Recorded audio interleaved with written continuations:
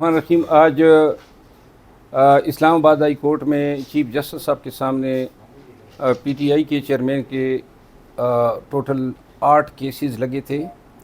एक केस उनकी वाइफ का भी था। तो शाखाना के केस में ख्वाजा आरिफ साहब ने जो है दलाइल दिए और चूँकि ऑफिस ने केस पे ऑब्जेक्शन लगाए थे जो इंतहाई नॉमिनल ऑब्जेक्शन थे, बहरहाल चीफ जस्टिस साहब ने बावजूद जो है वो ऑब्जेक्शन सस्टेन किए हैं। हमें उम्मीद है कि फाजिल अदालत जो हैं वो चूँकि मुकदमे में बड़ी अर्जेंसी है, इसमें ट्रांसफ़र एप्लीकेशन भी मूव हुई है। दूसरी तरफ जो जज साहब हैं उसने रोज़मर्रा की बुनियाद पे डेली बेसिस पे जो हैं वो ट्रायल कर रहे हैं और आज भी केस कम्प्लेक्स में फ़िक्स हैं। तो उम्मीद है कि कल तक वो केस जो हैं हियरिंग के लिए फ़िक्स हो जाएगा।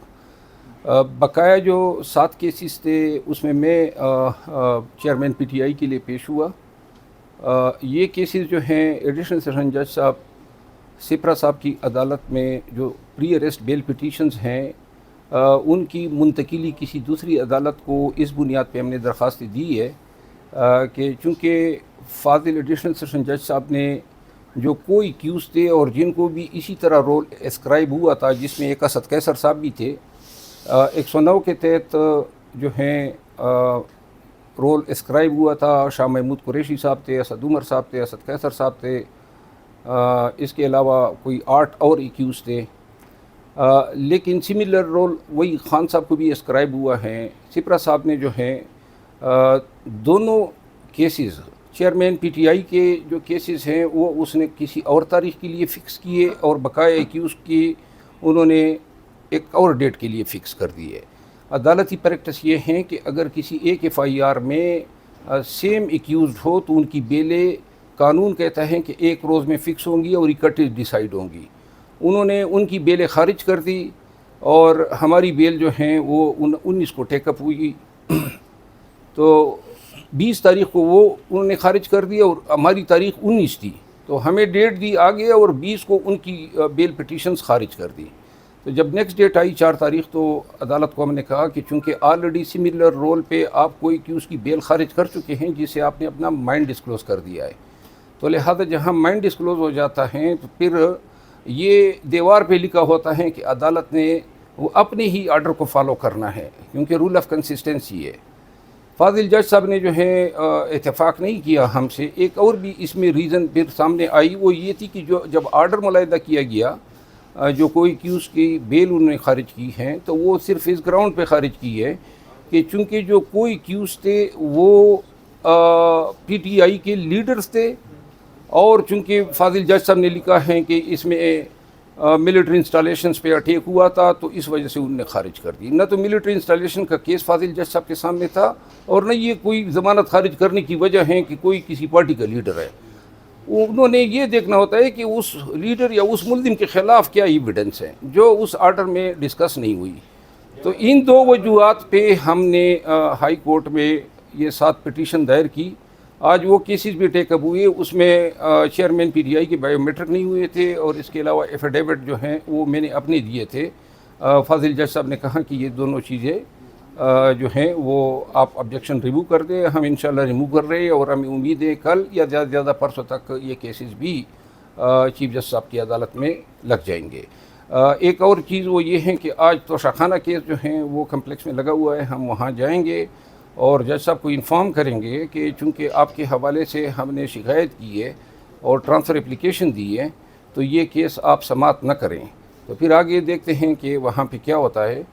आपका कोई सवाल हो तो मैं हाज़िर हूँ। सर, महमूद खान के बारे में कल आपने ट्वीट किया था, उसमें थोड़ा सा डालें। जी, महमूद खान साहब के हवाले से ट्वीट मैंने किया था पार्टी की हिदायत के तहत और महमूद खान साहब ने इस हवाले से जो भी पार्टी के और उसके बीच मामलात हैं, लेकिन जब मुझे पार्टी ने दोबारा डायरेक्शन दी कि जी वो ट्वीट जो है वो डिलीट कर दे तो मैंने डिलीट कर दिया। तो आपकी जो मालूमात थी वो दुरुस्त नहीं थी जिसकी वजह से आपने डिलीट की, या फिर पार्टी की मालूमात? देखिए, ये पार्टी का फैसला है, मैंने तो लगाया भी उनकी हिदायत के तहत और रिमूव भी उनकी हिदायत के तहत किया। शेर अफजल साहब, परवेज़ खटक साहब कुछ आज प्रेस कॉन्फ्रेंस मुतवक्के कर रहे हैं, वो समझते हैं कि उनके कोई कारकुन भी मिल जाएंगे उनको कोई केस?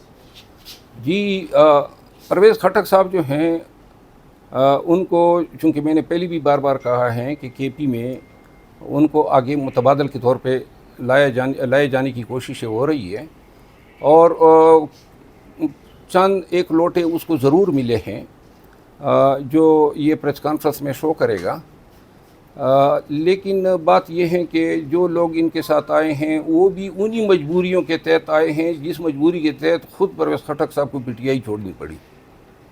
اچھا، اس کے ساتھ ساتھ مہر بخاری صاحبہ کے پروگرام میں آپ گئے، وہاں پر بھی جو کچھ ہوا آپ نے اس پر ٹویٹ بھی کیا وضاحتی طور پر، پھر مہر بخاری صاحبہ نے بھی اس پر باقاعدہ طور پر ثبوت کے ساتھ چیٹ بھی شیئر کیا، تو اس حوالے سے آپ وضاحت دینا چاہیں یا بات کرنا چاہیں؟ مہر بخاری صاحبہ نے میرا انٹرویو لیا، ریکارڈڈ انٹرویو تھا۔ انٹرویو ہونے کے بعد جب یہ ٹیلی کاسٹ ہوا اور میں نے دیکھا تو جو سوالات محترمہ نے مجھ سے پوچھے تھے اس میں ایک بھی سوال ایسا نہیں تھا جو ریکارڈڈ انٹرویو میں انہوں نے مجھ سے پوچھے تھے۔ جو سوالات شو میں دکھائے گئے وہ انتہائی ایگریسو سوالات تھے، الفاظ جو تھے وہ متن اور مقصد جو تھا وہ آل ٹوگیدر دوسرا نکل رہا تھا۔ تو اگر وہ یہ سوالات مجھ سے کرتی تو میں ان کے وہی جوابات دیتا۔ سوال اگر آپ میرا وہ انٹرویو دیکھیں، سوال جو ہیں وہ ایک ہیں اور جواب کوئی دوسرا آ رہا ہے، اس سے واضح ہیں۔ پھر انہوں نے جو اسکرین شاٹ اپنے واٹس ایپ کی شیئر کی ہیں اس میں بھی واضح ہیں۔ پھر خود انہوں نے لکھا ہے کہ یہ روح وہی ہیں سوالات کی، تو یہ روح سوالات کی تو جو ہیں وہ تو اس کے دماغ میں ہوگا۔ صحافت یہ ہے کہ آپ نے جو پوچھا ہے وہی ٹیلی کاسٹ ہوگا، یہ کہاں پہ ہے کہ آپ اس کو ایڈٹ کریں پھر اپنی طرف سے سوالات کو نئے ڈال دیں اور جواب میرے وہی وہ جو آپ نے ریکارڈ کیے ہیں اور سوالات جو ہیں آل ٹوگیدر ڈفرینٹ ہو۔ اس پہ جو میرا ٹویٹ تھا، اور یہ بیسیکلی پروفیشنل مس کنڈکٹ ہے اس کے پارٹ پہ، اور اس کو چاہیے تھا کہ اس پہ وہ اپالوجی کرتی، وہ ڈٹائی سے آ گئی کہ جی ساتھ میں اس نے میرے حوالے سے کمنٹس کر دیے۔ میں انتہائی وثوق کے ساتھ یہ کہتا ہوں کہ مہر بخاری صاحبہ نے جو ہیں وہ کام کیا جو اس کو بالکل نہیں کرنا چاہیے تھا۔ ہم وکیل ہیں، ساری عمر جو ہیں یہ جھوٹ سچ کی جانکاری میں ہماری لائف گزری ہیں، تو وہ مطلب یہ مجھے ماموں نہیں بنا سکی۔ کل خان صاحب نے ایڈورٹ اسپیس میں کہا کہ حکومت کی بھرپور کوشش ہے کہ 14 اگست تک مجھے نااہل کیا جا سکے، تو آپ کی نظر میں کوئی ایسا کیس ہے کہ جس کی بنیاد پہ خان صاحب کہہ رہے کہ 14 اگست تک حکومت ان کو نااہل کرے؟ دیکھیں، یہ جو حکومت ہیں اور یہ ان کے جو فیسیلیٹیٹرز ہیں ان کے لیے کوئی کیس کی ضرورت ہی نہیں ہے۔ یہ جو کر رہے ہیں، لوگوں کو گرفتار کر رہے ہیں، کوئی کسی کیس پہ گرفتار کرتے ہیں؟ نہ کوئی کیس ہوتا ہے، گرفتار کر لیتے ہیں، بعد میں کیس بناتے ہیں۔